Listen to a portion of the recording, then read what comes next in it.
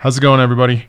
I wanted to do a video on the pattern chaining features of the Elektron boxes. And I'm not talking about the analog rhythm and the analog 4. I'm talking specifically about the Digitakt, the Digitone, and the Syntakt, because there's like 2 paragraphs in the manual about how to do pattern chaining. And I run into some scenarios where I couldn't do what I wanted to, but I figured it out eventually. So I don't know, maybe this will help somebody, maybe it won't. But let's go and I'll walk through the basics of pattern chaining, and then we can talk about some of the specifics about how to kind of tweak things and make it work the way you want it to.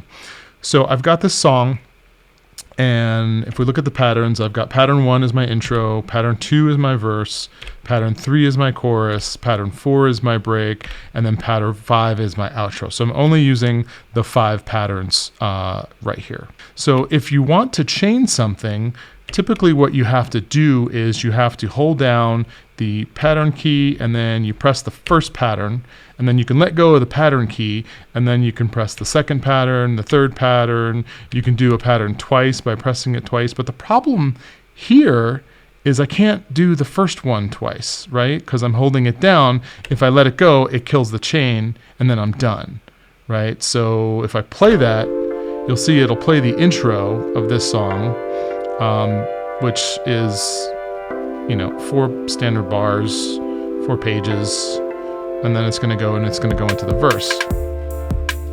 All right, so, but I can't play pattern A1 twice on that. I'm going to show you how to do that in a second.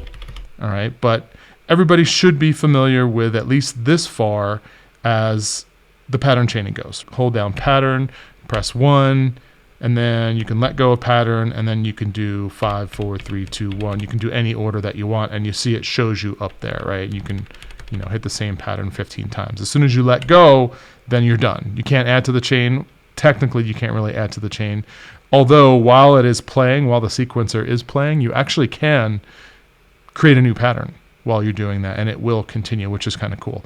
But I guess if you're live playing, that's pretty good. But if you just want to play something into like a DAW and record it so that you can release a track, this works. It's not as good as like what the Octatrack has, but it works. So, but what I want to do here is I want to actually play the intro twice before I play any of the other tracks, so, or any of the other patterns. So here's what you can do. You can pick any empty pattern and play that first. So I'm going to play pattern 9, which is empty. I'm going to let go of pattern. Then I'm going to go 1, 1, 2, 3, 4, 5. All right, let's just say that's the pattern that I wanted.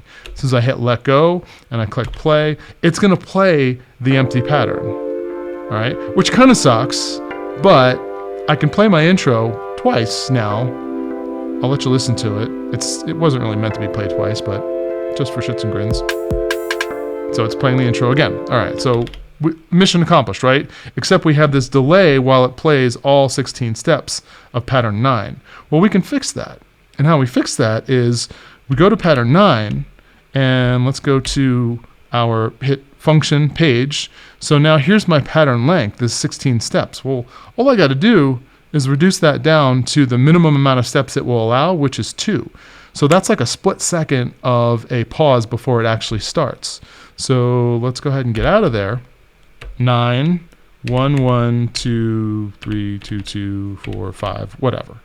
All right, so chain is done. Click play. You didn't even see it play pattern 9 because it was so quick.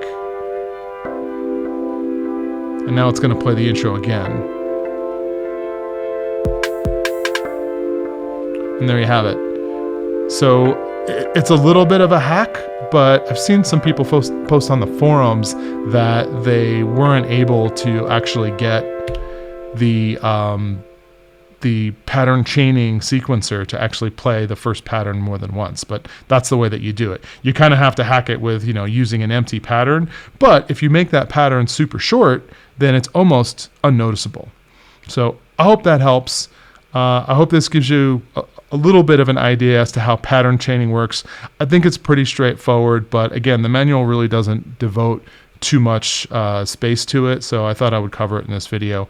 As always, please like, please subscribe. If there's any other videos you want me to come up with as far as tutorials go, post it in the comments.